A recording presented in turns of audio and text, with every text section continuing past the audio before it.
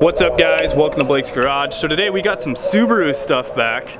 I know you guys haven't seen any Subaru stuff from me for a while, but my buddy Thomas just picked up a 2018 Subaru Crosstrek with the manual transmission. This thing is pretty sweet, it's in white. He already has a couple mods done to it.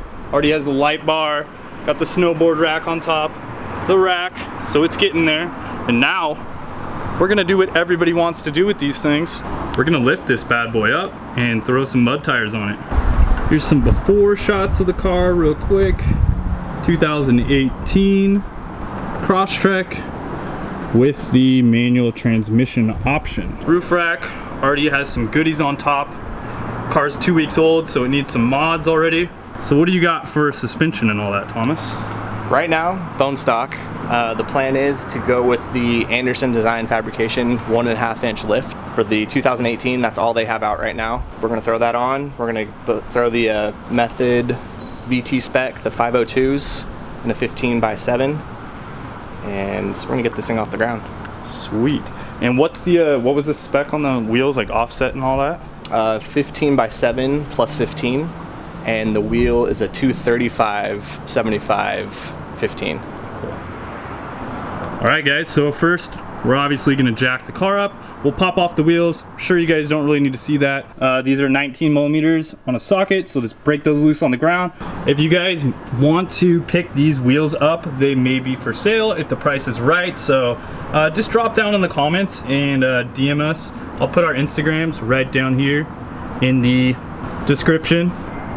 So we got the car all jacked up off the ground. We have all four corners off. We're gonna pull the wheels off real quick and get down to the front suspension first, where we're gonna remove the strut.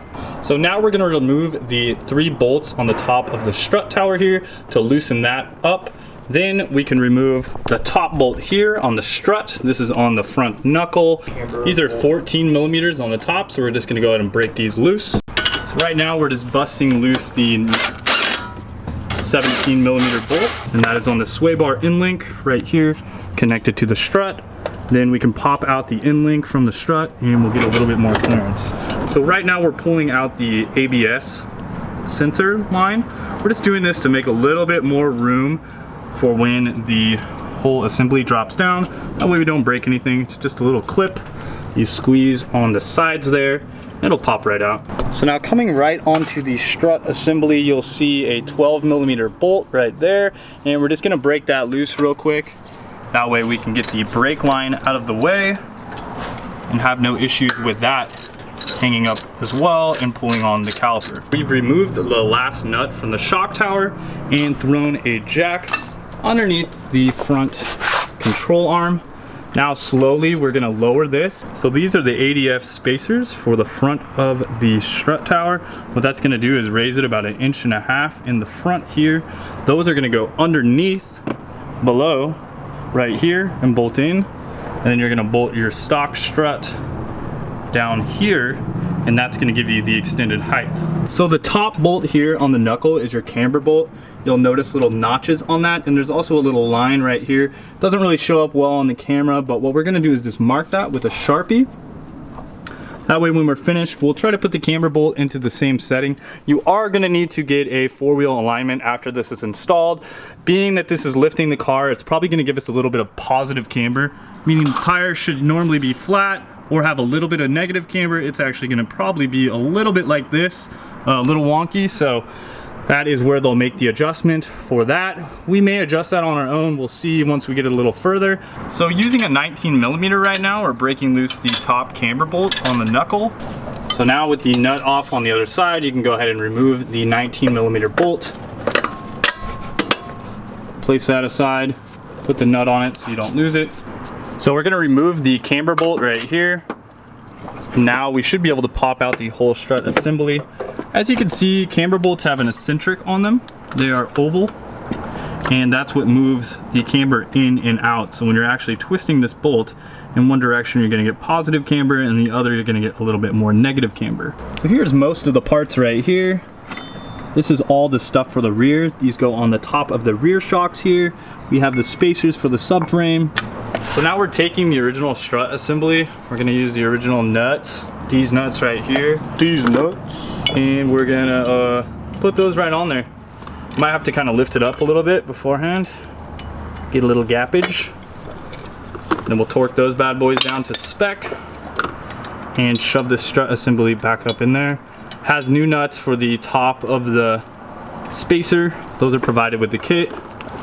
And we'll be pretty much ready to bolt this thing back in. So also note the orientation here. There is a right on here. That is for the passenger side of the car, which is the right side of the car. That should be facing forward towards the front of the car. There's an X right here. The X should be facing towards the back. And you also need to note this part of the strut so that obviously it has the correct orientation to when it's going back in the car. So you guys can also kind of see in this spacer, it does have a bit of offset. So that's gonna kick the strut inward a little bit, giving it back some more negative camber. So that's gonna offset this lift. So maybe putting that spacer back should be fairly close for the camber correction, but an alignment is definitely necessary for this.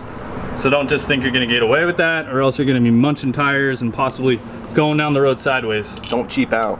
Yup. We went ahead and put the strut back in, placing it downward in this angle first, then putting it up there, tightening down one nut on the top. Now we're gonna go ahead and reinstall the knuckle into the strut. This is pretty simple on the front end, very easy. I would say the hardest part's jacking up the car.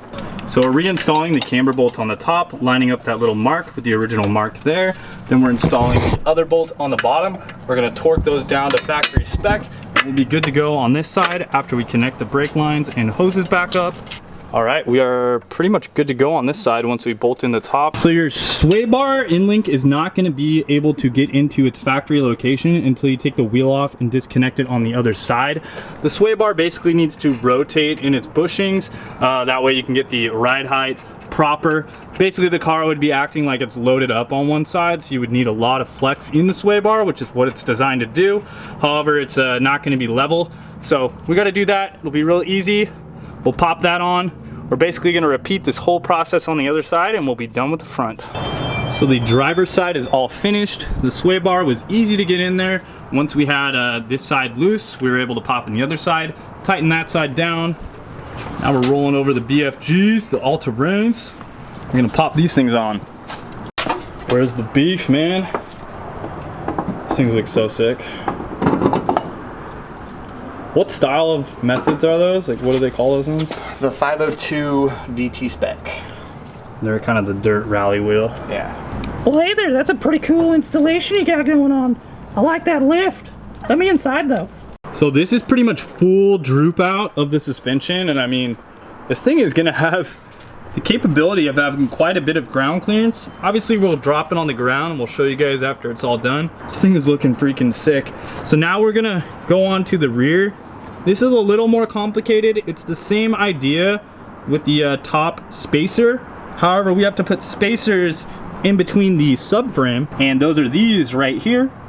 So in a second here, we're gonna get down to the back and we'll show you what to do. As you can see, we have the rear tire off now. So we're gonna go ahead and disconnect the rear subframe in certain spots. We're gonna do the passenger side first, and then once we do that, I'll show you the areas that you have to do on the driver's side. I think first thing we're gonna do is we're gonna remove the plastics on the inside. So diving into the trunk real quick, it looks like we're gonna be able to access the strut from this area right here. So we're gonna go ahead and remove this little plastic panel. Now these two little nuts right here are the strut. You can see that the top, that would be, well, if you wanted to put some coilovers on this car, I guess you could get some rebound adjustment, some dampening adjustment. Now we're gonna work on the rear subframe. We have to lower basically the whole rear subframe, so I'd recommend putting a jack under this. We gotta get a bunch of these bolts undone. Looks like a bunch of 19 millimeters. We'll have some 14 millimeters up here as well, and another 19 here. We're also gonna disconnect a brake line and an emergency brake line mount and get this thing lowered down. So really fast, we're removing the ABS line. It has these little clips right here. All you have to do is just press on this tab. Pressing up is gonna release it out of this portion right here, and then that will pop out, and then the line can just kind of dangle free. It's a 14 millimeter on the brake line mount. These are gonna have extensions that you're gonna use after the fact. That way we get a little bit more travel out of the suspension and we're not pulling on the brake lines at all. For the e-brake, we have another 14mm below here on this little stabilizer bar for the lower control arm. We're gonna remove that. That way we can get the e-brake loose. So I've removed all the bolts from this area right here. This connects right to the subframe bolt. So we're gonna go ahead and take that off. Then we're also going to have to remove the bolts for the sway bar in the rear. That's gonna let the rear end drop once we release the bolts to the rear subframe. So make sure that you have a jack underneath the subframe while you're doing this. Also, don't be under it once you remove all the bolts because it's gonna be dangerous. It could possibly fall. If you wanna support it in some other manner, also feel free. This little mount right here off the front of the subframe facing towards the car, this is the front end of the car, we have to remove those little bolts on there really quick. So there's also a 12mm down there that we're breaking loose as well. And then 2 chingaderas. One is for the underneath plastic tray and one's for the little mud flap. So these little clips right here, all you have to do is just put a screwdriver or like a body panel remover right on the inside. This middle portion is actually gonna pop out, and that's gonna allow these pieces to compress, and then you can pop these clips out. These are pretty easy to break. Some people don't know how to do these, so if you've never done it before, just be gentle, be careful with it, and then once you're finished, you can pop that back in. So right now we are loosening up the 4 19mm on the subframe itself. Once we do that, it's gonna loosen up the rear subframe. We have the jack underneath the car and we're gonna be able to lower it down. The spacers are gonna be facing outward with the logo like that. It's not necessary, but you know, it looks the cleanest, obviously mounted that way, so we're gonna do it like that. On the inside, we're gonna put 1 bolt up to the chassis. That is going to be the shorter bolt. That is going to have a lock washer on it and a washer. It will look like this and bolt into the top of the body like that with the shorter bolt. Then we will use the longer bolt to go through the subframe and put a washer and lock washer and nut on this to do the same procedure on the bottom. As you can see, those bolts are pretty dang long. And once we get the new spacers in, we will torque it down to the appropriate spec provided in the instructions. You're gonna remove the factory spacer from in between the body and the subframe. This is the factory spacer. Looks like it's made of some sort of ceramic or Delrin or something, a hard plastic. And then we have the ADF spacers. So on these subframe bolts, there's kind of a special way to set it up. You actually use a extension through the subframe, and you're gonna use a small 22mm socket, so 3/8 drive, and that is actually gonna go inside of the lift, and then you're gonna bolt it to the frame, just like that. So right now what we're doing is just hand threading in all the spacers.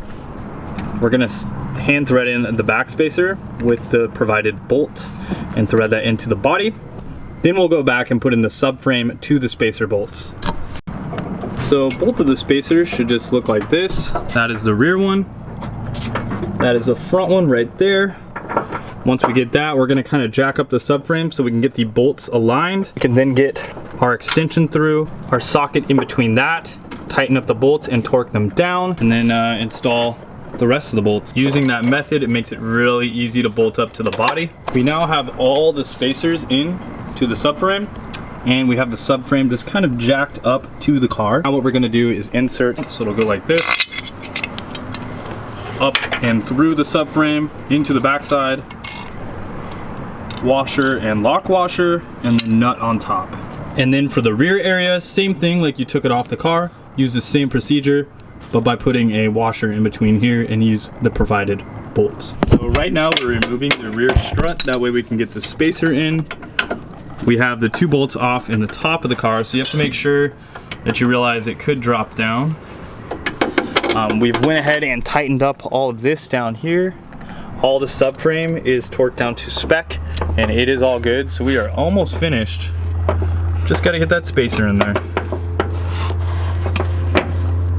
The subframe, I would recommend not to torque anything down until you have all of these facing the correct direction. This one right here, you kind of got to put it an angle, that way you can get a wrench in the back. That is on the driver's side. So now with a little bit of muscle, you can remove the rear strut. We are going to install the spacer on it and reinstall it back into the car. It's a 17mm down there on the lower control arm. It's kind of tough to get out because of these rubber bushings on the bottom of the strut, but use a pry bar, you should be able to get it out. Let's put on the spacer on the top. You're going to use the factory nuts right here in between the spacer and the provided nuts on the top in the back of the trunk. So you also need to install the brake line spacer. That is a bracket that looks like this. It'll be angled inward away from the wheel. Install that for the brake line so you get the proper clearance. To get this in, we found that the easiest way is to remove the lower shock mount to actually remove the lower control arm. So just remove this bolt right here, and then you're able to drop this down. Then using a jack, you can put this back in beforehand, using a jack right around here, pressing it up until you can get this bolt back in, and that makes it a whole lot simpler than trying to muscle it in there. You probably could if you're on a lift or something and you had a lot of pry bars, but that way worked well for us. If you had a spring compressor, obviously that would help you out in this situation as well. But yeah, that pretty much worked. We are done with this side. We're gonna repeat the process on the other side and be all good to go to mount those tires up. All right guys, so this little spacer here goes right on that little black mounting tab here. We're gonna use these new provided bolts with a lock washer like that and a washer on top. I'm gonna smash that up in there and it's gonna be all bolted down and good to go. Then you can reconnect all of your little lines that we disconnected up here. So we got everything torqued down and installed. Got those 14mm bolts installed in the trunk for the shock mounts. Those are all good. Now we're gonna throw on these BFGs. Hopefully we have enough ground clearance. We may have to jack up the car a little bit more. We'll see here in a second. All right, so we got the wheel on. Gonna throw on the lug nuts and torque these things down. These wheels look absolutely awesome. Can't wait to throw this on the ground and show you guys what it looks like. There it is, guys. Absolutely monster trucking. Looks freaking sick. What do you think, Thomas? I'm happy. Definitely happy. Yeah, it looks good. I mean, I think it's gonna settle a bit still because the back's still pretty high, but like, it looks freaking sweet. I like it. So what's next? Skid plates underneath. Looking at maybe some sliders down the side, some more LEDs. A lot of little custom things that I've thought about for the interior, like some switch panels and stuff like that. Yeah. Do a little off-road oriented for it and have some fun. Sweet. Yeah, it looks freaking awesome. All right guys, so thanks a lot for watching. We'll talk to you soon. Later. Wrench on.